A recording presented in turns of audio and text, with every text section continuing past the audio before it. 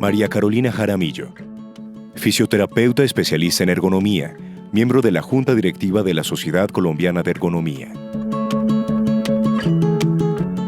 No es de mi interés en esta ponencia abordar el papel del ergónomo o el rol del ergónomo durante el tiempo de pandemia, ¿sí? Aunque estamos en tiempo de pandemia, lo voy a comenzar a abordar es desde la reactivación, que es lo que estamos comenzando a vivir y en lo que seguramente vamos a transitar durante todo lo que es el 2020 y el inicio del 2021.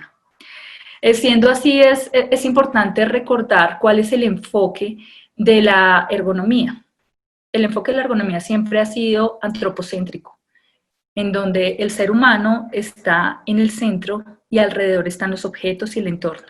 Y asimismo es como los objetos y el entorno llegan a tener un valor de acuerdo a la estimación que el ser humano realiza de ellos en su interacción diaria. Sin embargo, ahorita en estos tiempos en donde un virus llegó y nos cambió la rutina diaria, tanto en trabajo como en casa, en nuestro círculo social, entonces eso hace que nos preguntemos si realmente aún el ser humano continúa siendo el centro de todo un sistema de trabajo. Y es en lo que la ergonomía tiene que seguir esforzándose porque sea así. Entonces, en esta conferencia lo que vamos a hacer, nuevamente repito, es revisar el papel que tiene el ergónomo, el rol que tiene el ergónomo en la reactivación laboral, tanto como ser humano como ser social. Tanto los trabajadores como los mismos jefes de proceso, dueños de empresa, incluso desafortunadamente hasta algunos de nosotros profesionales comenzamos a confundir o a reemplazar la palabra teletrabajo por otras, siendo similares en algunos puntos, pero también bastante diferentes, especialmente cuando se le enmarca en un contexto jurídico. Entonces al teletrabajo se le dan muchas denominaciones. Tenemos el trabajo remoto, el trabajo flexible, el trabajo distribuido y también otras personas hablan de trabajo virtual o trabajo a distancia. Esta falta de definición y también de conceptualización llega a confundirnos en algún momento. ¿Qué ha sucedido? Llegó un virus y nos cambió todo el esquema de trabajo. Esto, ¿qué era lo que pasaba antes? El teletrabajo no es una palabra nueva, ni es una modalidad de trabajo nueva a nivel mundial. De esto llevamos décadas hablando.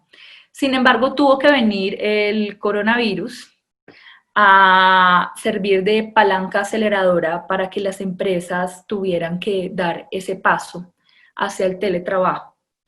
Entonces es aquí como las empresas tuvieron que utilizar todo lo que tenían a su alcance, en especial las tecnologías, usándolas a su máximo potencial para mantener una comunicación entre sus trabajadores, entre todo lo que era su sistema de trabajo para poder responder a las demandas de los clientes y cumplir la actividad económica para la cual fue concebida la empresa. Como les manifesté, no es nuevo el teletrabajo a nivel mundial. Existen, les quiero citar unas estadísticas, unos datos que hay y que datan del año 2017, en donde dice que aproximadamente en la Unión Europea el 17% de su población trabajadora laboraba en la modalidad de teletrabajo, siendo los países como Noruega y Suecia los que sumando aportaban un poco más del 50% de la masa trabajadora de teletrabajo. ¿A qué se debía en el caso de estos dos países europeos? Pues a que las condiciones climáticas de ellos son muy adversas, entonces en algunos tiempos del año deciden optar por esta modalidad de trabajo. En América Latina, Colombia es desde antes de la emergencia sanitaria uno de los países en los cuales se desarrollaba el teletrabajo sobre los otros países latinos. Sin embargo, pues uno de colombiano se llenaría de orgullo pensando que Colombia estaba ya en el teletrabajo mucho antes que la pandemia lo obligara, ¿sí? Pero realmente hay que mirar cuál es la razón para que realmente Colombia hubiera estado desde antes en teletrabajo. Y desafortunadamente la razón no es que las empresas de pronto hayan tomado una conciencia social, ¿sí? Y hayan sido más flexibles y hayan decidido que se va a utilizar este tipo de modalidad de trabajo. Esto no fue así. Lo que sucede es que gran parte de nuestra población colombiana trabajadora es independiente. Y esta independencia implica que su trabajo, mucho de su trabajo, lo desarrollen desde casa. Entonces, pues, miremos que sí, estábamos desarrollando antes esta modalidad, pero no de pronto por las causas que quisiéramos que hubieran sido las que conllevaran a este inicio de modalidad. Bueno, la OIT también sobre este tiempo, sobre el 2017, manifiesta que aproximadamente el 13% de las empresas a nivel mundial ofrecen este tipo de modalidad de trabajo flexible o de teletrabajo, lo engloban de esa manera. Entonces veamos que el tema de teletrabajo no ha sido algo de ahora, ¿sí? Es algo de antes, pero que pues el virus sirvió para apalancar su reactivación, por decirlo así. Bueno, en Colombia tenemos una herramienta muy importante que nos orienta y que fue elaborada por el Ministerio de las TIC y es el libro blanco, el ABC del teletrabajo en Colombia, el cual ustedes ven en la pantalla, tienen la carátula y que pues ustedes es de libre consulta. Ese libro blanco pues orienta acerca de cada uno de los pasos que se deben seguir para llegar a un proceso real de teletrabajo dentro de un marco jurídico colombiano. Algo muy importante que quisiera resaltar de este documento, de este libro blanco, es que indica que con la modalidad de teletrabajo se estima que disminuye un 18% los costos de la planta física de una compañía. Claro, porque ya no tenemos que estar pensando, digámoslo así, en los servicios o no tenemos un área tan grande en la compañía para pagar por ella. Los servicios públicos, todo lo que demanda el tema de aseo y el mantenimiento de las instalaciones. También nos habla del libro blanco que hay un 23% de aumento de la productividad de los trabajadores, también que disminuye un 25% el retiro voluntario, y me detengo un poco acá en este retiro voluntario, y si se preguntan ¿por qué es tan importante que la gente no se retire? Pues precisamente porque cuando alguien se retira estamos perdiendo todo lo que esa persona aprendió porque ya es un experto en el desarrollo de su trabajo. Entonces lleva una serie de reprocesos, de inversiones de tiempo, no digámoslo perdidas, pero sí inversiones de tiempo que hubiera podido optimizarse de otras formas. Entonces es por eso que es algo a resaltar que el retiro voluntario se calcula que disminuye en un 25%. Tenemos un 63% en la reducción del ausentismo, y esto creo que no necesita ni siquiera explicación, pues las personas ya se ausentan menos y desafortunadamente también ocurre porque las personas, en el caso en el que estamos, en el de la emergencia sanitaria, están teniendo un poco de temor de perder sus trabajos. Entonces, no debería ser la razón, pero hay muchas personas que prefieren no solicitar permisos o no indicar que tienen alguna sintomatología con el fin de que no corra riesgo su trabajo. Entonces, hay un 63% menos de ausentismo, es lo que nos dice el libro blanco. Y también un 72% aproximadamente de la población refiere que cuando cuando tiene el empleo móvil, digámoslo así, o el teletrabajo, y sobre uno fijo, que es ir a la empresa, pues el 72% prefiere el teletrabajo.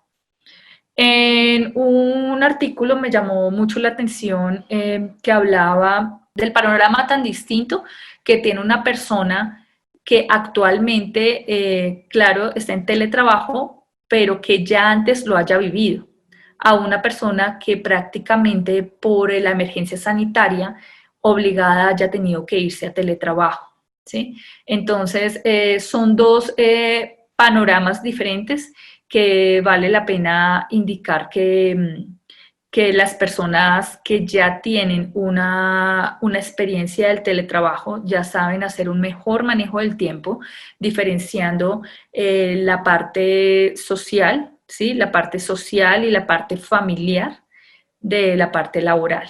En cambio, pues a los que hasta ahora están comenzando con esta estrategia, pues les cuesta un poco más de trabajo establecer esa línea. Ya nos vamos a adentrar un poco más en nuestro análisis sobre el rol del ergónomo en la reactivación. Entonces, este análisis lo hice basado en el ciclo PHBA, planear, hacer, verificar y actuar. ¿Por qué lo hice sobre este esquema, digámoslo así? Porque consideraba que era mejor hacer un análisis dentro de un método sistemático, ¿sí? Y también porque todos los sistemas de gestión pues, se caracterizan por el ciclo PHBA, que pues sabemos que es una mejora continua, que no tiene fin, sino que es como un círculo. Continúa y continúa y continúa sin punto final. Y esto pues lo vamos a mirar en las siguientes slides. Bueno, voy a recordar un poco que el planear quiere decir el establecimiento de objetivos, la definición de procesos y también el establecimiento de algunos parámetros de medición que nos sirven de base para al final del proceso revisar si las estrategias, ¿sí? O las acciones que pusimos en marcha fueron las adecuadas. Es como si fueran más o menos como unos indicadores. En el hacer estamos con la implementación de acciones. El hacer muchas veces se puede tomar como una prueba piloto. Nosotros desafortunadamente, me refiero el mundo, no pudo hacer una prueba piloto. Nosotros en Colombia también, pues un día nos dijeron váyanse para las casas, miramos si regresan y pues algunos no hemos regresado. Entonces, pues la idea del hacer es que sea una prueba piloto que continuamente se va a estar evaluando a través del proceso de verificar, en donde en el proceso de verificar lo que hacemos es una medición de la efectividad de los cambios, ¿sí? A través de la observación, en este caso de la actividad, ¿sí? De la implementación de las acciones, podemos mirar si tenemos que cambiar la estrategia, la tenemos que potenciar, la tenemos que reorientar.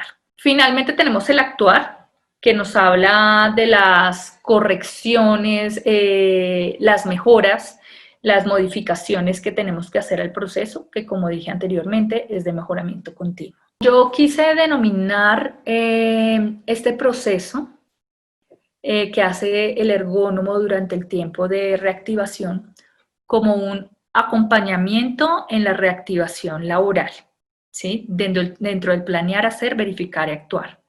Es un acompañamiento que inicia desde el conocimiento mismo de la empresa, de las características de la empresa, de sus políticas, de su misión, de su visión de lo que hace, del producto o servicio que entrega, de cómo se ha comportado a través del tiempo desde que fue creada, de si ha tenido que solventar algunas situaciones delicadas, es decir, el ergónomo se tiene que volver un experto en la empresa como si fuera casi su propia vida, para llegar a hacer después un análisis de la actividad, que es sobre el que vamos a trabajar ahora. Y lo vamos a trabajar, claro, dentro del ciclo PHBA, pero lo vamos a trabajar desde 3 dimensiones de ergonomía. Tenemos la ergonomía organizacional, la cognitiva y la física.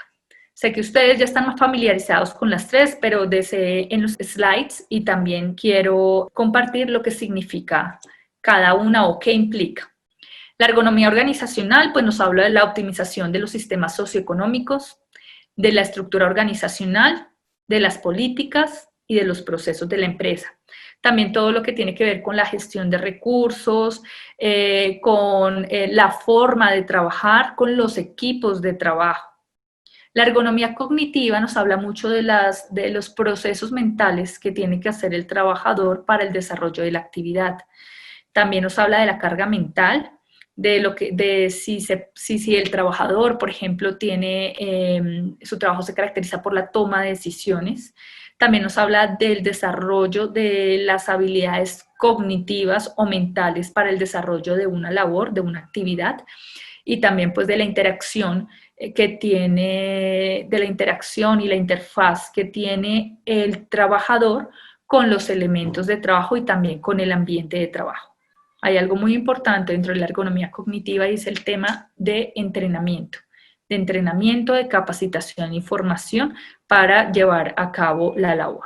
Y tenemos la ergonomía física, que nos habla de las características del ser humano y también del objeto y de los espacios. Entonces, en el ser humano tenemos todo lo que es sus características anatómicas, biomecánicas, fisiológicas, todo lo que enmarca el ser humano, la antropometría. De los objetos, pues nos hablan de todas sus características. La ergonomía física nos pide que revisemos todo el tema de forma, de textura, dimensiones, peso, requerimientos de espacio. Y finalmente tenemos el espacio físico, que en él cuentan todo lo que son espacios o dimensiones y dimensiones de los espacios físicos, dimensiones de los pasillos, de las áreas. De esto nos habla la ergonomía física. Entonces, así como vamos a iniciar nuestro análisis a través del ciclo PHBA, en donde en el planear, hacer, verificar y actuar, vamos a revisar qué hace la ergonomía organizacional, la ergonomía cognitiva y la ergonomía física para conocer el papel transformador que el ergónomo tiene en estos sistemas de trabajo. Tenemos nuestro primer punto del ciclo PHBA, que es el planear. En este slide ustedes ven, como les dije, el slide es del planear y tenemos la ergonomía física, la cognitiva y la organizacional. ¿Qué es? ¿Qué es lo que el ergónomo debe hacer aquí? Aquí inicia su acompañamiento y entonces es importante, por ejemplo, dentro de la ergonomía física, que el ergónomo revise la parte de los accesos y modos de registro. ¿A qué me refiero con esto? Modos de registro, por ejemplo, de ingreso, de salida, ¿sí? Hay empresas en que lo hacen por medio de huella, otros que por medio de carnet, otros que firman. Entonces, en este tiempo de emergencia sanitaria hay unas cosas que van a tener que cambiar, y es que entre menos contacto tenga yo con objetos, con personas, pues al menos por ahora es mucho mejor. Entonces, la reactivación se debe enfocar en eso, ¿sí? Entonces, si antes para marcar yo tenía que poner mi huella digital, pues ya seguramente no voy a estar pensando en eso, sino solo en pasar el carnet y que tenga un lector de barras para no tener contacto con los objetos, porque están los que ya se chequearon en la jornada y los que vienen acá. Entonces, eso puede llegar a ser una fuente de contagio. Tenemos el tema de los espacios de trabajo, las dimensiones de puestos de trabajo, áreas de circulación, áreas sociales. Este punto es muy interesante y es que me pasó a mí, en mi empresa, que solicitaron diseñar un espacio y revisar la distribución en la que se podían poner los puestos. Entonces, pues sabemos que no vamos a estar eternamente en tiempo de pandemia, con tema de restricciones de la cercanía con otro, de la proxémica. No vamos a estar, o sea, esperamos no estar mucho tiempo ahí, pero al menos sí puede tomarnos unos 6 meses más o un año más. De esta manera, lo que se puede hacer es, para que no haya nuevamente una redistribución del espacio cuando ya todo retorne a la normalidad, lo que se hace es, se distribuye el espacio y algunos puestos quedan sin ocupar. Entonces ese es un ejemplo para tener en cuenta que el ergónomo tiene que revisar y ser consciente también que esto implica un gasto económico para la empresa, y lo que hace es, hay unos puestos que no se utilizan y ese espacio del puesto no ocupado hace que exista una mayor distancia entre un trabajador y otro, entre un puesto y otro. Entonces acá es cuando explico el tema de espacios de trabajo. También en la ergonomía física tenemos que revisar los horarios para utilizar las instalaciones. Estoy hablando desde utilizar, antes de pronto íbamos a la cafetería, en cualquier momento, ya seguramente todos no podemos ir a la cafetería, o sea, no estamos en la libertad de decidir en qué momento voy a la cafetería, ¿sí? Seguramente vamos a tener que hacer una organización de horarios para que la gente pueda acceder a algunos servicios como son estos, como son los ascensores y las escaleras. Recordemos nada más cuando hemos subido a una hora pico en la empresa y nos tocaba muchas veces hacer cola para poder tomar el ascensor, ¿sí?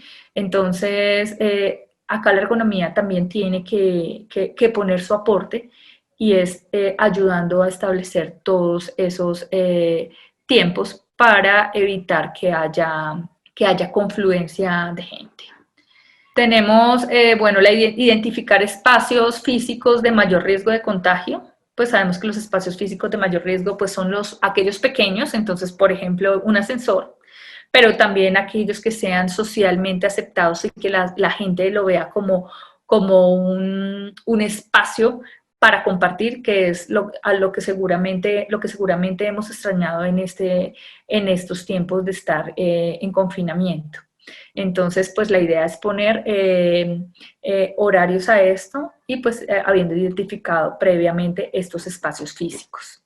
Redistribución de espacios que ya hablamos, barreras físicas, súper importante, claro, todos tenemos nuestra barrera que es nuestro tapabocas, también tenemos otra barrera que es el distanciamiento social, pero en algunas partes podemos necesitar una barrera adicional, ¿sí? O ayudaría a tenerla y son, por ejemplo, las divisiones que hay entre un puesto de trabajo y otro, teniendo en cuenta, por ejemplo, que esa barrera nos pueda ayudar a protegernos del que está al lado en el otro puesto de trabajo, tanto cuando esté sentado como cuando esté de pie. La señalización en pisos y paredes, ¿sí? La gente cuando retorna al trabajo pierde un poco el ritmo, pero aparte de que pierde el ritmo, ahorita va a tener una recreación, una situación totalmente diferente a la que venía teniendo antes del COVID. De esta manera tenemos que señalizar las áreas con mensajes de alerta, con mensajes informativos, para que la gente pueda, a través de ellos, tener un adecuado comportamiento de bioseguridad. Tenemos la evaluación de ambiente térmico, auditivo, lumínico y ventilación, que es súper importante, especialmente en este tiempo de pandemia, donde tenemos que asegurar una adecuada ventilación a través de ventanas, de medios de recirculación de aire. Entonces, pues este punto, aunque es de higiene, nosotros como ergónomos estamos en la obligación de poner ese punto sobre la mesa a los dueños de empresa. Características de los objetos o herramientas. Entonces, ¿qué sucede? Puede ser que algunos de los elementos que estuvieran antes nos sirvan, pero también puede ser que algunos de los elementos no nos sirvan. ¿Por qué? Hay elementos que de pronto antes manipulábamos y los manipulaba yo, pero había sido manipulado antes por 3 personas porque nos pasábamos el elemento. Esto ahorita tiene que cambiar, ¿sí? No puedo yo usar el mismo elemento a menos que lo haya desinfectado. Entonces acá hay un tema también primero de disponibilidad de recursos, disponibilidad, por ejemplo, de herramientas, también de la facilidad de limpieza de las herramientas, por el ejemplo que les acabo de dar. También hay un tema de espacio, ¿sí? De espacio con respecto a las dimensiones que tiene el objeto, porque de acuerdo a las dimensiones también voy a saber dónde los dejo y eso reduce el espacio que tengo alrededor. Entonces, tenemos que hacer una evaluación de los objetos desde todas sus esferas. Diseño y elementos que comuniquen fácilmente su uso. Un objeto, pues la idea es que nadie nos lo tuviera que explicar, sino que simplemente lo veo y sé cómo usarlo, ¿sí? Es muy probable, como ya dije, que tengamos objetos nuevos, elementos nuevos, herramientas nuevas respondiendo al tema de bioseguridad. Entonces, pues, la invitación es a que se hagan pruebas también de usabilidad en este tema para revisar que los elementos tengan en cuenta todos los criterios de usabilidad y pues puedan ser usados de manera segura por los trabajadores. Tenemos el tema de la mantenibilidad, ¿sí? Que va muy ligado también al recurso disponible. Entonces, la mantenibilidad de los equipos, de las herramientas, ¿sí? Cuántos los estamos usando, cuántas horas tiene de uso el equipo, y de acuerdo a esto también se da la mantenibilidad y la cantidad, pues lo que dije, de recursos que se tienen al alcance para el desarrollo de la actividad. Quise poner aquí también en la ergonomía física la eliminación de puntos de elementos compartidos, ¿sí? Quisiera poner, o sea, hice un ejemplo más en un trabajo operativo, pero quisiera también ponerlo en uno administrativo. En algunas compañías tienen puntos de elementos de escritorio. Entonces, si tienen una isla y son 4, entonces hay una mesa en el centro, digámoslo así, y ahí está la cosedora, la grapadora, la cinta pegante, pero pues, ¿para qué tenemos cada uno de esos elementos? ¿Sí? Si ocupamos mucho espacio y los tenemos en el centro. Ahorita esto tendría que reevaluarse. ¿Por qué? Pues porque vamos a tener contacto. Si yo lo usé, alguien antes lo ha usado, cómo sé si está limpio. Y nosotros como ergónomos tenemos la obligación de promover una tranquilidad colectiva. Y este punto es súper importante de tenerlo en cuenta. Así como hay personas que de pronto han podido manejar mejor esta situación, hay otras personas que no. E independientemente del manejo que individualmente cada trabajador le haya dado psicológicamente a esta emergencia sanitaria, es importante que como ergónomo aseguremos que desde la parte física, cognitiva y organizacional tengamos apliquemos unas adecuadas estrategias para asegurar que las personas tengan tranquilidad colectiva. Bueno, ya habiendo acabado la ergonomía física, entro a la ergonomía cognitiva. Hay algo muy importante y es que ustedes, cuando yo esté nombrando cosas, por ejemplo, de la ergonomía cognitiva, ustedes pueden perfectamente pensar, y es correcto, que también tiene que ver con organizacional. Y es así, porque es que sabemos que esto está estrechamente entrelazado. Entonces, comenzamos con la ergonomía cognitiva. En la ergonomía cognitiva, ¿qué tenemos que tener en cuenta? ¿Qué tenemos que evaluar? ¿Sí? Antes de dar marcha a la reactivación.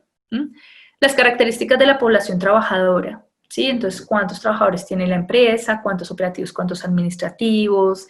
De qué edades, mujeres, hombres, con qué nivel sociocultural tienen, qué nivel académico tienen, ¿sí? Pues porque independientemente de todas esas características, en mayor o en menor proporción, todos los seres humanos hemos estado afectados por esta emergencia sanitaria. Y de esa misma manera hemos tenido que hacer unos ajustes, tanto en nuestra vida laboral como social, para poder continuar nuestro proceso de vida. Entonces, siendo así, es muy importante tener en cuenta las características de la población trabajadora, tanto desde las personas que están en niveles jerárquicos más bajos hasta las personas que están siendo los líderes de la empresa. Lugar o lugares geográficos, súper importante. Hay empresas que tienen varias sedes, empresas que tienen una sola sede.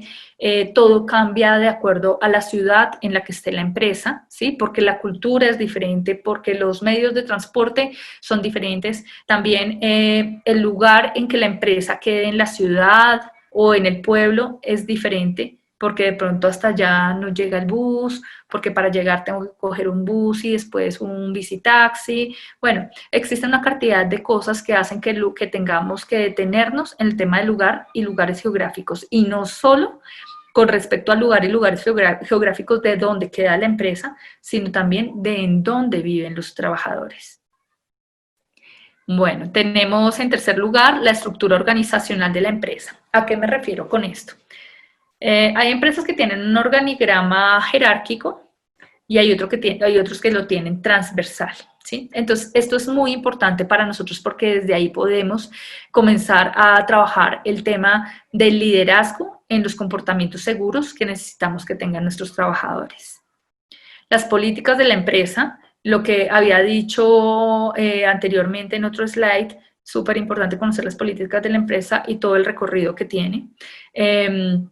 También conocer las responsabilidades, las creencias, tanto de los trabajadores como de la compañía, con qué comulgan, con qué no comulgan, ¿sí? Cómo ha sido la relación trabajadores-líderes, eso también es importante.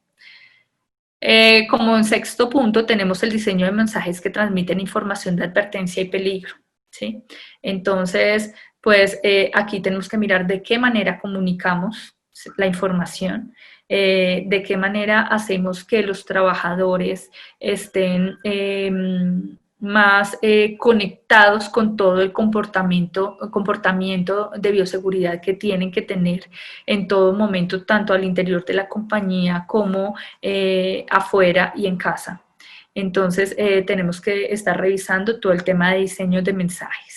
Tenemos dentro de la ergonomía cognitiva también la necesidad de construir nuevos procedimientos de las actividades, porque ya seguramente los procesos no se van a desarrollar de la misma manera. Como lo he dicho también en la ergonomía física, establecer todo un sistema de horarios, turnos, descansos, uso de zonas comunes, ascensores. Es importante conocer la percepción que tienen los trabajadores con respecto a los líderes de la empresa y también de los líderes con respecto a los trabajadores, porque eso implica como una mejor, un mejor trabajo en busca de poder cumplir con la meta de la organización, pero en términos de bioseguridad. Tenemos todo lo que son sistemas de reporte, hacer sistemas de reporte de condiciones de riesgo a través de la ergonomía participativa. Si la empresa tiene sistema de calidad, también podemos apalancarnos en este sistema de calidad y hacerle algunas reformas que contribuyan al tema de bioseguridad. Y bueno, lo que hablamos ya de sistemas de transporte, comunicación y liderazgo. Como tercer punto tenemos la ergonomía organizacional, que nos habla del diseño de estrategias en la responsabilidad social y colectiva, ¿sí? Enfocados siempre a que todos los procesos se desarrollen con la mayor bioseguridad. Entonces tenemos que hacer actividades de integración porque el ser humano es un ser social, ¿sí? Y tenemos que devolverle parte de esa sociabilidad, digámoslo así, que él ha perdido por el confinamiento. Diseños de campañas que divulguen todo en temas de bioseguridad y en tema organizacional, y el diseño de estrategias dentro de la inducción en lo que tiene que ver con comportamientos seguros y en los nuevos procesos que está desarrollando la empresa teniendo en cuenta temas de bioseguridad. Y finalmente una coordinación del personal de limpieza para que lleve a cabo todo el proceso de desinfección de áreas cuando éstas sean usadas. Bueno, en el hacer en la ergonomía organizacional es muy importante socializar a todos los niveles de la compañía los procesos y los procedimientos, ¿sí? Con el fin de que podamos estar alertas a cualquier comportamiento que esté infringiendo el tema de bioseguridad. También dar a conocer canales de comunicación donde se privilegie este tema de bioseguridad, implementar estilos de liderazgo participativos e incluyentes en donde los trabajadores sientan que ellos están haciendo parte de esta nueva forma de desarrollar el trabajo. En la ergonomía cognitiva tenemos la utilización de todos los canales de comunicación pues, para asegurar que los trabajadores tengan presente cómo deben laborar al interior de la empresa con los nuevos procedimientos que se le han enseñado. Hay que ayudarle y acompañar al trabajador en esos procesos de reaprendizaje porque aparte de que estuvo un tiempo prolongado sin hacer esas actividades y que pudieron algunas haber sido olvidadas o ya no tener la suficiente destreza, pues tienen que incluirle algunos puntos en temas de bioseguridad y esto hace que tengamos que reaprender la tarea. Evaluar permanentemente, pues nosotros tenemos que estar ahí evaluando permanentemente los modos operativos que tengan los trabajadores. En la ergonomía física tenemos los accesos, el tema de los accesos y la toma de registros. Tenemos que comenzar a evaluar permanentemente cómo se está dando esto, enfatizar en la importancia de respetar los sentidos y las direcciones, por ejemplo, de los pasillos de circulación y de todas las normas que establece cada empresa en temas de bioseguridad. Y también pues el conocimiento de nuevos objetos, herramientas, máquinas que por temas de pandemia tuvieron que ser modificados. Y pues algo súper importante que no podemos olvidar es el uso de elementos de protección personal o individual. Pasamos a un verificar, en donde en el verificar vamos a evaluar todo lo del slide anterior. Entonces tenemos que, a través de la ergonomía organizacional, comenzar a decir si la nueva organización del trabajo lleva al cumplimiento de la meta, tanto a nivel empresarial como a nivel de bioseguridad, si el trabajador evidencia que existe un compromiso de la empresa para eso y también si los líderes lo evidencian.